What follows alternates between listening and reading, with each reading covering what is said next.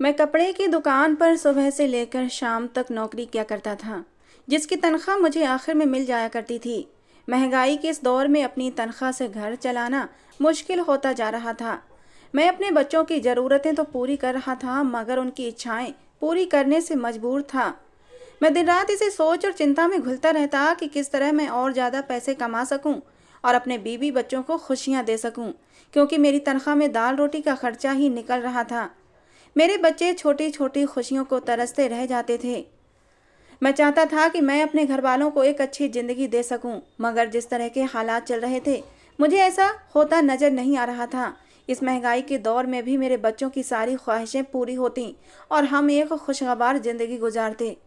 मेरे पास एक मोहब्बत करने वाली पत्नी थी, 3 प्यारे प्यारे बच्चे भी थे, जिनके चेहरे देखकर मेरे दिन भर की थकान उतर जाती थी। जब मैं शाम को थका हारा काम से आता, तो मेरी पत्नी मुस्कुराकर मेरा स्वागत करती थी, तो बच्चे मुझसे मोहब्बत से लिपट जाया करते थे। मैं अपनी ज़िंदगी में बहुत खुश और रिलैक्स था, मगर अपनी नौकरी से बिल्कुल खुश नहीं था। मैं चाहता था मेरी आमदनी बढ़ जाए, ताकि मैं अपने पत्नी और बच्चों को एक अच्छी ज़िंदगी दे सकूं। एक दिन मैं कपड़े की दुकान पर बैठा हुआ था, रोज की तरह ग्राहकों को निपटाने में बिजी था कि इसी जल्दबाजी में एक आदमी आया, जिसने मेरे सेठ से माल लेने का ऑर्डर दिया था।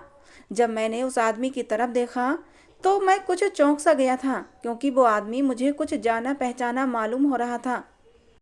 मगर दुकान पर इस कदर भीड़ थी कि मुझे कुछ सोचने समझने का मौका ही ना मिल सका और मैं दोबारा से अपने ग्राहकों में बिजी हो गया। उस आदमी ने शाम को माल लेकर दोबारा से आना था और अब मैं फ्री बैठा हुआ था और उसी आदमी का इंतजार कर रहा था, क्योंकि वो जब से गया था मेरे दिमाग में यही चल रहा था कि आखिर उस आदमी को मैंने कहाँ देखा था, लेकिन मुझे याद नहीं आ पा रहा था। मेरे सेठ ने उस आदमी को बहुत बड़ा ऑर्डर दिया था, जिसका माल पहुंचाने के लिए उसे आना था। मेरे सेठ की दुकान अच्छी खासी चलती थी, मगर वो अपने वर्कर्स को तनख्वाह देने के मामले में बेहद कंजूस था। महीने के आखिर में भी वो 10 बार मांगने पर ही तनख्वाह देता था। खुद से उसने कभी हम वर्कर्स को तनख्वाह नहीं दी थी। कुछ देर बाद वो आदमी आ गया। इस बार भी वो मुझे कुछ जाना पहचाना ही लगा था। उस आदमी की निगाहों में मुझे देखकर चमक से उभरी थी, और जब उसने मुझे अपना इंट्रोडक्शन करवाया और अपना पूरा नाम बताया, तो मुझे याद आ गया, ये तो मेरा वही दोस्त था जिसके साथ मेरा बचपन गुजरा था।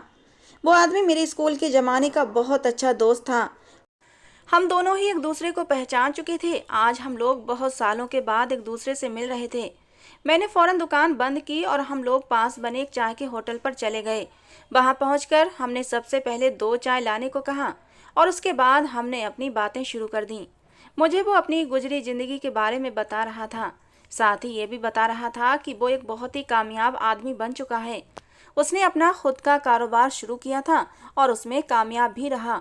आज उसकी आर्थिक स्थिति बहुत ही अच्छी थी। मैंने उसे अपने बारे में भी बताया कि नौकरी से घर चलाना मुश्किल हो रहा है, बीवी बच्चों की जिम्मेदारी भी मेरे सर पर है। मेरे पास सेविंग बस बराए नाम है, जो भी कमाता हूँ वो घर के खर्चों में ही पूरा हो जाता है। मैं खुद के शौक तो कहीं अंदर ही दफन कर चुका हूँ।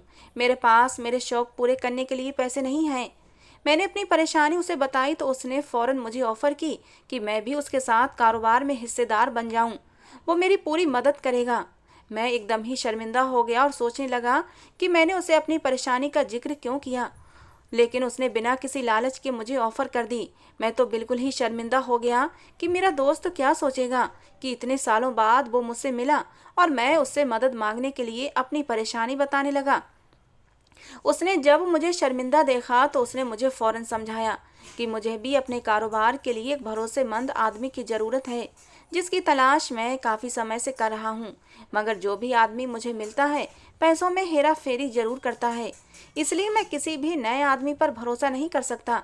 अगर तुम मेरे साथ कारोबार में शामिल हो जाओ तो मैं सुकून से हो जाऊंगा। मुझे उसका ये ऑफर बुरा नहीं लगा था, बहुत ही अच्छा था। मैंने उसे सोचने के लिए कुछ समय मांगा और कुछ बातें करके हम अपने अपने घर लौट आए। घर आते ही मैंने अपनी पत्नी को सारी बात बताई। ये सुनकर वो भी खुश हुई। उसने भी मुझे हिम्मत दी कि मैं अपने दोस्त के साथ काम जरूर करूं, ताकि हमारे घर के हालात अच्छे हो जाएं।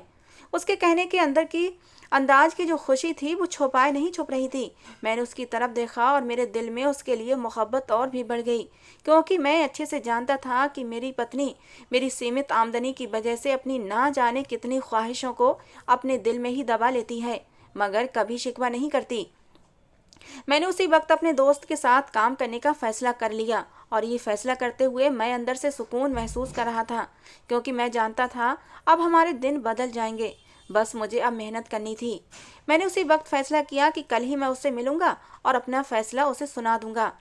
मैं अगले दिन जाकर अपने दोस्त से मिला और उसके साथ कारोबार करने की हामी भर ली। अब मैंने कपड़े की दुकान की नौकरी छोड़ दी, क्योंकि कारोबार और नौकरी एक साथ करना मुमकिन नहीं था, इसलिए नौकरी छोड़ना पड़ी। अभी कारोबार को जमाने में कुछ वक्त लगना था और मैं नौकरी छोड़ चुका था। घर के हालात अब और भी ख़राब हो गए, क्योंकि मेरे पास कोई सेविंग नहीं थी जिसके जरिए मैं अपना घर चला सकता। ऐसे बुरे समय में मेरे दोस्त ने ही मेरी मदद की और मुझे अपना घर चलाने के लिए कुछ पैसे उधार दे दिए।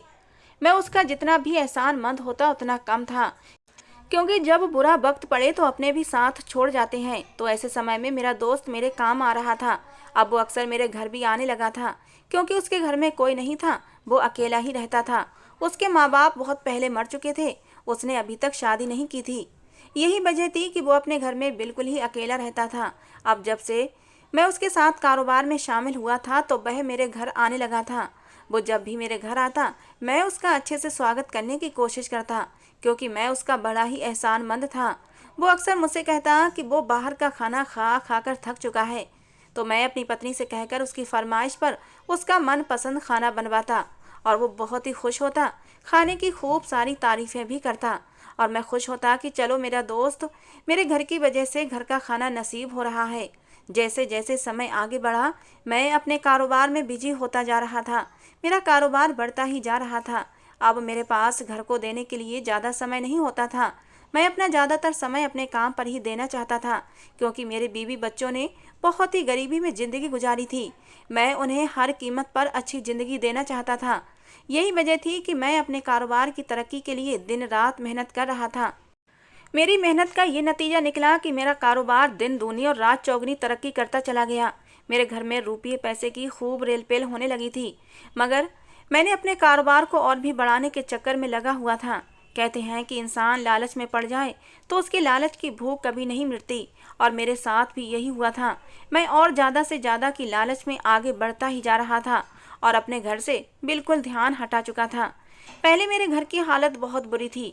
जैसे ही मेरा कारोबार तरक्की करने लगा, मेरे हाथ पैसे आए, तो सबसे पहले मैंने अपने घर की हालत बदली, ताकि मेरी पत्नी मेरे घर में खुश रह सके और उसका घर में दिल लगे। वरना वो अक्सर मुझसे इस बात की शिकायत करती कि घर की हालत इस कदर बुरी है कि इसकी सफाई करने को भी दिल नहीं चाहता, क्योंकि सफाई करने के बाद भी घर वैसा का वैसा ही दिखता है। यही वजह थी कि मैंने सबसे पहले घर की मरम्मत करवाई और घर की हालत अच्छी करवाई। मैंने घर में नया पेंट करवाया, नया फर्नीचर डलवाया, कपड़े धोने की मशीन भी लगवाई, क्योंकि इससे पहले मेरी पत्नी कपड़े हाथ से ही धोती थी। मेरे पहले तनख्वाह इतनी नहीं थी कि मैं उससे कोई मशीन लाकर दे देता। अब जबकि मेरे पास पैसे आ गए थे, तो सबसे पहले मैंने उसके लिए कपड़े धोने की मशीन खरीदी, ताकि मेरी पत्नी को कुछ आराम मिल सके और उसको हाथ से कपड़े धोने की परेशानी न उठाना पड़े। अब मेरे पास पैसा हो गया था और मेरे बीवी बच्चे भी ऐश भरी जिंदगी गुजार रहे थे। मेरा दोस्त अब भी अक्सर मेरे घर आता रहता था। मुझे अपने काम से फुर्सत नहीं मिलती थी कि मैं उसे समय दे सकूं। वो तो मेरी पत्नी से ही कहकर अपने लिए अपना मनपसंद खाना बनवा लेता था। मैं भी सुकून से था कि चलो मेरी पत्नी अपने माथे पर कोई भी बल डाले बगैर मेरे दोस्त का ख्याल रख रही थी, क्योंकि कुछ भी कहो उसी की वजह से आज हमारे घर के हालात अच्छे हुए थे और उसके मुझ पर बहुत एहसान थे जो मैं चाह कर भी चुका नहीं सकता था। मेरा दोस्त अक्सर मेरे घर पहुंचकर फ़ोन करता कि मैं तेरे घर आ चुका हूँ, तेरा इंतज़ार कर रहा हूँ, जल्दी से घर आ जा। लेकिन मैं अपने काम में इतना बिजी होता कि घर जाने का ख्याल मेरे दिल से निकल जाता। लेकिन मैं जब घर जाता तो उसे अपना इंतज़ार करते पाता। मुझे उसकी ये मोहब्बत देखकर बहुत खुशी मिलती थी। वो मुझसे मिलने के लिए कई कई घंटे मेरा इंतज़ार करता रहता, वरना आज के ज़माने में कौन किसका इंतज़ार करता है। मैं रात को घर जाकर उसके साथ ही खाना खाता और खाना खाने के बीच वो मेरी पत्नी के बने खानों की तारीफ़ों के पुल बांधता रहता कि खाना बहुत ही मज़ेदार बना है, ऐसा खाना उसने पहली बार खाया है। और मैं गर्व से अपनी पत्नी की तरफ देखता कि मेरी पत्नी के हाथों में किस कदर स्वाद है। मुझे अपना कारोबार करते हुए काफ़ी समय गुजर चुका था। अब मेरा कारोबार भी खूब जम चुका था। मेरी तरक्की बुलंदियों पर थी। अब तो मुझे घर जाने की भी फुर्सत नहीं थी। मैं रात गए घर जाता, सुबह सवेरे उठकर फिर से निकल जाता काम के लिए।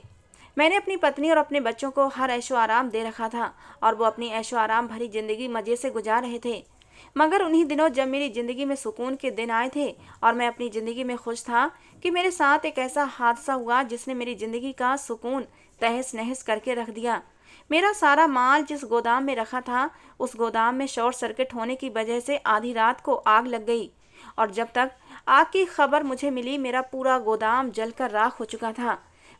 मैं रात का थका हारा आकर अपने कमरे में सो रहा था। मेरे साथी दुकानदार का फ़ोन आया कि उसे खबर मिली है कि तुम्हारे गोदाम में आग लग गई है। ये सुनना था कि जैसे मेरे पाँव के नीचे से ज़मीन निकल गई थी। मैं जल्दी से अपनी दुकान की तरफ भागा था और वहाँ एक कयामत मेरा इंतज़ार कर रही थी। मेरा पूरा गोदाम कुछ ही देर में जलकर राख हो चुका था। मैं वहीं अपना सर पकड़कर बैठ गया। मेरा जो कुछ भी था इसी गोदाम में था और जो कुछ ही देर में जलकर राख हो चुका था। मेरी पूरी जिंदगी की जमा पूंजी कमाई सब लुट चुकी थी। पता चला कि रात के किसी समय शॉर्ट सर्किट की वजह से गोदाम में आग लग गई थी, जिसने देखते ही देखते पूरे गोदाम को अपनी लपेट में ले लिया था और हर चीज़ जलकर राख हो गई थी। कुछ पल में ही मैं खाली हाथ रह गया था। मैंने अपने दोस्त को फ़ोन करके मौके पर बुलाया। वो उसी वक्त आ गया। उसने मुझे बहुत हिम्मत दी और मेरी हिम्मत बंधाई। मुझे उस वक्त लग रहा था जैसे एक बार मैं फिर से खाली हाथ रह गया हूँ। जिंदगी मेरे साथ इस कदर भयानक मजाक करेगी, मुझे इस बात का अंदाज़ा नहीं था। मैं जो अपने कारोबार को और भी ज़्यादा बढ़ाने की कोशिश कर रहा था, लेकिन मुझे क्या पता था कि मेरे साथ ये सब कुछ हो जाएगा। कुछ देर बाद आग पर काबू पा लिया गया था। जैसे ही आग पर काबू पाया गया, मैं अपने गोदाम की तरफ भागा था, ये देखने के लिए कि शायद कुछ बचा हो, मगर वहाँ तो हर चीज़ राख का ढेर बन चुकी थी। मेरा दिमाग सुन्न होने लगा था। पल भर में इंसान कैसे आसमान से ज़मीन पर पटक दिया जाता है, इस बात का मुझे अंदाज़ा नहीं था। कल तक जिस गोदाम को देखकर मैं खुश होता था, आज उसी को देखकर मैं आंसू बहा रहा था। मेरा दोस्त वहाँ से मुझे अपने साथ घर ले आया। मैं आना नहीं चाहता था क्योंकि मैं किसी चमत्कार के इंतजार में खड़ा था। मुझे लग रहा था कि काश ये कोई सपना हो और अभी इस भयानक सपने से मेरी आँख खुलेगी तो सब कुछ पहले के जैसा होगा। मगर ये ज़िंदगी की एक कड़वी हकीकत थी जिससे मुंह मोड़ना मेरे लिए मुमकिन नहीं था। इस हादसे के काफ़ी दिन तक मैं घर पर ही पड़ा रहा क्योंकि मेरा कारोबार बिल्कुल ही ख़त्म हो गया था। जिन लोगों के पैसे देने थे, उन लोगों के पैसे मैंने पहली फुर्सत में निपटा दिए थे। अब मेरे पास इतने ही पैसे बचे थे कि जिससे घर का गुजारा मुश्किल से हो रहा था। एक बार मुझ पर फिर से वही हालत आ गई थी और इस बार तो हालत पहले से भी ख़राब थी और उन सबसे निकलने का कोई जरिया समझ नहीं आ रहा था। मुझे कुछ तो करना ही था। ऐसे कब तक हाथ पर हाथ धरे बैठा रहता। बिजली और गैस के बिल भी अब दरवाजे पर आने लगे थे। बच्चों की स्कूल की फीस भी देनी थी। घर के राशन की भी चिंता थी। एक बार फिर से मैंने अपने काम पर जाना शुरू कर दिया। अब काम में पहले जैसी बात नहीं थी। पहले तो पूरा दिन फुर्सत ही नहीं मिलती थी। रात को ही मुश्किल से घर आने का समय मिल पाता था।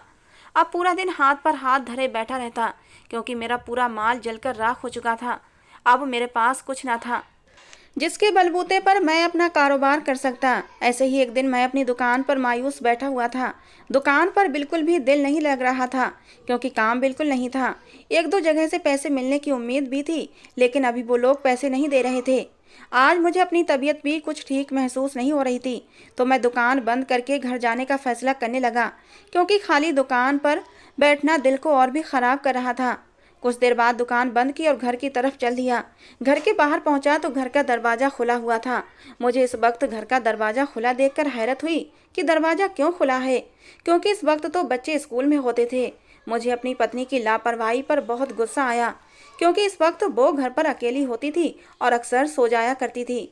मुझे लगा आज उसने लापरवाही दिखाई है और दरवाज़ा खुला छोड़कर सो गई है कि अगर कोई घर पर आए तो उसकी नींद खराब ना हो। इस ख्याल से मैं दबे पांव घर के अंदर दाखिल हुआ और अपने कमरे की तरफ बढ़ा। मुझे अपने कमरे से बातें करने की आवाज़ें सुनाई देने लगीं। मैंने सोचा इस वक्त घर पर कौन हो सकता है। ये सोचते हुए मैं अपने कमरे की तरफ बढ़ा। दरवाज़ा हल्का सा खुला हुआ था, जहाँ से खड़े होकर अंदर का मंजर साफ दिखाई दे रहा था। जैसे ही मैंने दरवाजे के बाहर खड़े होकर अंदर निगाह दौड़ाई, मेरे कदमों तले से जमीन निकल गई थी। मेरे सर पर आसमान गिरा था। मैं किसी बेजान लाश की तरह खड़ा फटी फटी आंखों से सामने देख रहा था। मुझे लगा जैसे कयामत आ गई हो। मेरे सामने कोई कयामत का ही मंजर था। मेरी आंखें जलने लगी थीं। ऐसा लग रहा था एकदम ही मेरे आसपास धुआंसा भर गया हो, जिसने सब कुछ धुंधला कर दिया हो। मेरी पत्नी मेरे दोस्त के साथ ही मेरे ही कमरे में बहुत ही गलत हालत में थी। मुझे अपनी आंखों पर विश्वास नहीं आ रहा था। काफ़ी देर तक खड़ा रहा। सोचने समझने की सारी सुध-बुध खत्म हो चुकी थी।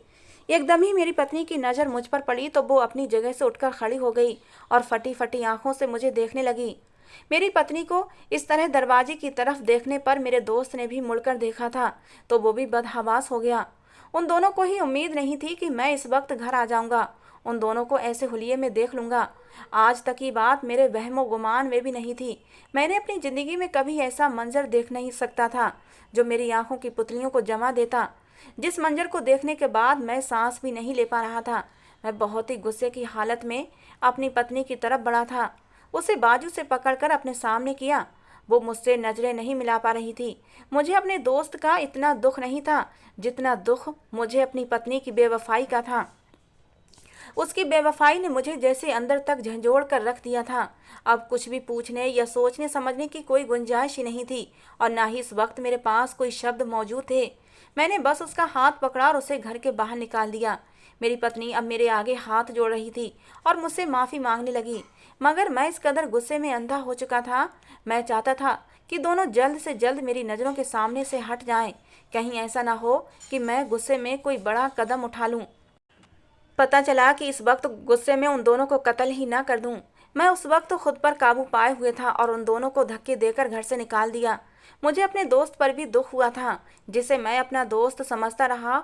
उसी ने मेरे घर में घात लगाई थी और मेरी पत्नी, जिसे मैं जिंदगी में हर सुख और आराम देने का खुद से वादा कर रखा था, उसने मेरी जिंदगी में ये आग लगाई थी। उन दोनों के घर से निकलने के बाद मैं दरवाजे पर बैठकर बहुत देर तक रोया था। मुझे ऐसा लग रहा था जैसे आज सही शब्दों में मैं लुट चुका हूँ। आज मैं खुद को किसी भिखारी से कम महसूस नहीं कर रहा था। कुछ देर तक मेरी पत्नी दरवाज़ा बजाती रही और अपने किए की माफ़ी मांगती रही, मगर जब उसे एहसास हुआ कि उसकी माफ़ी मेरे ऊपर कोई असर नहीं कर सकती तो वो भी थक हार कर मेरे दोस्त के साथ चली गई। उस दिन मैं जी भर कर रोया था। बच्चों के स्कूल से आने का समय भी हो रहा था। मैं ये सोच रहा था कि जब वो घर आएंगे और अपनी माँ को नहीं पाएंगे तो क्या करेंगे। कुछ देर बाद ही बच्चे स्कूल से आ गए। मैंने दरवाज़ा खोला। सबसे पहले मेरे बड़े बेटे ने आते ही अपनी माँ के बारे में सवाल किया था, मगर उसके सवाल का मेरे पास कोई जवाब नहीं था। मैं अपने बच्चों को क्या बताता कि उसकी माँ अपने आशिक के साथ चली गई है? क्या बताता कि तेरी माँ को तलाक देकर मैंने इस घर से हमेशा हमेशा के लिए निकाल दिया है? ऐसी सूरत हाल में मैं अपने बच्चों से झूठ बोलना ही सही समझा, क्योंकि उनके छोटे दिमाग में सच्चाई को स्वीकार करने की हिम्मत नहीं थी। वो तो तलाक जैसे शब्द से भी जानकार नहीं थे। मैंने उनसे झूठ कहा कि तुम्हारी माँ नानी के घर गई है और कुछ ही दिनों में लौट आएगी। उनकी नानी का घर दूसरे शहर में था, इसलिए मेरे बच्चों ने मेरी बात पर आसानी से यकीन कर लिया और कुछ समय के लिए बहल गए। मगर मैं जानता था कि अपनी छोटी बेटी को संभालना मेरे बस की बात हरगिज नहीं थी, क्योंकि उसे अपनी माँ की आदत थी। मेरी छोटी बेटी की उम्र सिर्फ 5 साल थी। उसी के साथ सोती थी। वो किसी भी तरह बहल नहीं सकती थी, मगर मुझे हालात का सामना करना ही था। जिंदगी की सच्चाई चाहे कितनी भी कड़वी हो, इंसान उससे मुंह नहीं मोड़ सकता। यही वजह था कि मैं भी सारी हकीकत से फरार नहीं हो सकता था। मुझ पर अपने तीनों बच्चों की जिम्मेदारी भी थी। अब मैं अपने बच्चों की देखभाल के लिए घर पर ही रहने लगा था और अपने हालात पर रोता रहता। जो भी जमा पूंजी थी वो घर पर ही खर्च हो रही थी। मैं अपने बच्चों को छोड़कर काम पर कैसे जा सकता था? उनकी माँ ने तो पलट कर भी अपने बच्चों की खबर नहीं ली थी। कुछ समय बाद ही मुझे खबर मिली कि मेरे दोस्त ने और मेरी पत्नी ने शादी कर ली है। उस दिन भी मैं बहुत रोया था। मुझे लगा कि मेरा दिल टुकड़े टुकड़े हो गया हो। खैर, मैंने खुद को संभाला और वक्त के धारे पर खुद को छोड़ दिया। मगर आज मुझे अपनी माँ की बहुत याद आई। मेरी माँ को मरे ज़्यादा समय नहीं हुआ था। अभी 5 साल पहले ही उनका देहांत हुआ था। मेरी माँ का एक पुराना संदूक था और मैं अपनी माँ को याद करते करते अपनी माँ की आखिरी निशानी उस संदूक को खोलकर उनकी चीज़ें देखना शुरू कर दी। मैं अपनी माँ की हर चीज़ देख रहा था कि सामान के नीचे मुझे कुछ गठरी सी महसूस हुई। मैंने देखा तो वो जेवरात थे। मुझे अपनी आंखों पर विश्वास नहीं आ रहा था, क्योंकि इस तरह मेरी माँ के सोने के जेवरात मुझे मिल जाएंगे। मैं उन सारे जेवरात को पाकर बहुत खुश था। मैंने वो सारे जेवरात निकाल लिए और उन जेवरात को बेचकर दोबारा कारोबार करने की ठानी। जब मैंने अपना कारोबार शुरू किया तो एक बार फिर से मेरी किस्मत चमक गई। किस्मत ने मेरी उंगली थाम ली और मैं कामयाबी के रास्ते पर चल पड़ा। एक बार फिर मेरी किस्मत मुझ पर मेहरबान हुई थी। मैंने अपने घर पर अपने बच्चों के लिए एक नौकरानी का इंतजाम कर दिया। मैं उस औरत को अपनी माँ के ज़माने से जानता था। वो पहले भी हमारे घर में काम करती थी, मगर जब हालात ख़राब हुए तो हमने उसे काम से आने से मना कर दिया था। मेरी छोटी बेटी अपनी माँ को बहुत याद करती थी, दिन रात रोती रहती थी और रोने की वजह से उसकी सेहत भी खराब रहने लगी थी। वो अपने माँ के पास जाने की जिद करती थी, मगर अब उसकी माँ को लाना मेरे बस की बात हरगिज नहीं थी। जब भी उसको बहलाता रहता था। एक बार मैं फिर से अमीर हो गया था। इस बार मैंने गाड़ी बंगला सब कुछ खरीद लिया था। दौलत मुझ पर मेहरबान हुई थी। मैंने कभी नहीं सोचा था जिंदगी मुझे इस डगर पर भी ले आएगी, मगर बच्चे अपनी माँ को बहुत याद करते थे और रोज़ मुझसे सवाल करते कि माँ कब लौट कर आएंगी, और मेरे पास इस सवाल का जवाब नहीं था। मैं उनके सवाल पर खामोश हो जाता। मुझे अपनी पत्नी की याद आती तो सोचता वो मेरे साथ इतनी बड़ी बेवफाई कैसे कर सकती थी। ये बहुत बड़ी हकीकत थी जिसका सामना मुझे करना ही था। मेरी पत्नी को मेरी ज़िंदगी से गए अब 8 महीने का समय गुजर चुका था। एक दिन मेरी गाड़ी सिग्नल पर रुकी और काली चादर में लिपटी एक भिखारन पर मेरी नज़र पड़ी, तो हमदर्दी के इरादे से उसके हाथ पर मैंने 100 रुपये रख दिए। वो भिखारन सर झुकाए बैठी थी। उसने मेरी तरफ नहीं देखा था, बस खामोशी से मुझसे पैसे ले लिए। मगर मेरी नज़र जैसे ही उसके चेहरे पर पड़ी तो मेरे सर पर आसमान गिर पड़ा, क्योंकि वो कोई और नहीं बल्कि वो तो मेरी ही पत्नी थी, जिसे मैं अपने घर से निकाल चुका था। अब इस हाल में मुझे वापस मिली थी। मैं अपनी जगह से 2 कदम पीछे हटा। उसने सर उठाकर मेरी तरफ देखा तो उसकी नज़र भी पथरा गई। काफ़ी देर तक हम दोनों अपनी जगह जमे रहे। मैं अपने हारे हुए कदमों से उसके पास बैठ गया और पूछने लगा कि तुम्हारी ये हालत कैसे हो गई। मुझे देखकर वो फूट फूट कर रोने लगी और अपनी सारी कहानी मुझे सुना दी। कहने लगी कि तुम्हारे घर से निकालने के बाद तुम्हारा दोस्त मुझे अपने घर ले गया और मुझसे शादी भी कर ली, लेकिन कुछ समय बाद ही उसका दिल मुझसे भर गया था और उसने मुझे मारना पीटना शुरू कर दिया, क्योंकि अब उसकी ज़िंदगी में दूसरी औरत आ चुकी थी और वो मुझे अपनी ज़िंदगी से निकालना चाहता था। आखिरकार उसने एक दिन मुझे तलाक देकर घर से निकाल दिया और अब मैं इस हालत को पहुंच गई हूं कि मुझे मांग कर पेट भरना पड़ता है। वो रो रही थी और मुझे अपने किए की माफ़ी भी मांग रही थी। मेरे सामने एक बार फिर से उसकी बेवफाई का मंजर घूमने लगा था। मैं वहाँ से उठकर आने लगा तो उसने मेरे पाँव पकड़ लिए, मुझसे हाथ जोड़कर विनती करने लगी कि एक बार मुझे मेरे बच्चों से मिलवा दो। पता नहीं क्यों, लेकिन मुझे उस पर दया आ गई और मैं उसे घर ले आया। घर आकर वो बच्चों से मिली। तीनों बच्चे अपनी माँ से लिपटकर बेतहाशा रो रहे थे और ये देखकर मेरी आंखें नम होने लगी थीं। मेरे बच्चे अपनी माँ को छोड़ने पर किसी भी तरह राजी नहीं थे। मेरी छोटी बेटी तो जैसे अपनी माँ को देखकर जी उठी थी और उनकी माँ की नज़रों में बेबसी झलक रही थी कि मैं अब उसे जाने के लिए कह दूंगा। वो मेरे बच्चों की माँ थी और काफ़ी लंबे समय तक मेरे साथ जुड़ी रही थी। मैं उससे बेतहाशा मोहब्बत भी करता था, तो मेरी गैरत ने यह गवारा नहीं किया कि मैं उसे सड़कों पर रुलने के लिए छोड़ दूं। मैंने एक बार उससे फिर से शादी कर ली, सिर्फ उसे घर में सुरक्षा देने के एहसास से, लेकिन मैं दोबारा उसे पहले जैसी मोहब्बत न दे सका। उसने भी मुझसे कोई शिकायत नहीं की। आज हम एक ही छत के नीचे अजनबियों की तरह रहते हैं। बस मैंने अपने बच्चों की खुशी के लिए ये ज़िंदगी गुजारने पर मजबूर हुआ और शायद मेरी पत्नी ने भी इस ज़िंदगी से समझौता कर लिया है कि कम से कम उसे अपने बच्चों के साथ रहने का मौका तो मिल रहा है।